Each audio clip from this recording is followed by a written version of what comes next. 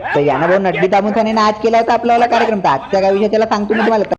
का म्हणता बुट्टो, तर जसं माझ्याकडे बिनमोसम पाणी येतात तसं तुमच्या पण इकडे येत असन. तसाच पाण्याच्या मजा घेण्यासाठी आपण चालू केला भाऊ एक गेम खेळणं. एक गेम खेळणं म्हणजे कसं, पाण्यामध्ये नेऊन ठेवली भाऊ बाटल, त्या बाटलले गोटे मारून पाळणंवाला काम होतं. म्हणजे गोटे मारायचे आणि तिला पाळायचं. तर 2 3 4 5 घंटे होऊन गेले भाऊ, यायच्या नाही काय बाटल काय पडे नाही. मग तुमच्या भाऊ ठरला भाऊ नेमबाज. तर एका गोट्यामध्ये तर बाटलचे 2 तुकडे केले ना. 2 तुकडे केले म्हणजे कसं, तिला पाल्ली उरपाटी एका गोट्यामध्ये. कसं नेमबाजे तसा हो ना भाऊ. मग मला ठेवायची होती इले उभे करून. तर मला माहित होतं मी जसं उभं करायला तसं मला वले करणार होते. पण मी पण असा चौथी पास न गेलो भाऊ. तिथून असा आता परालो.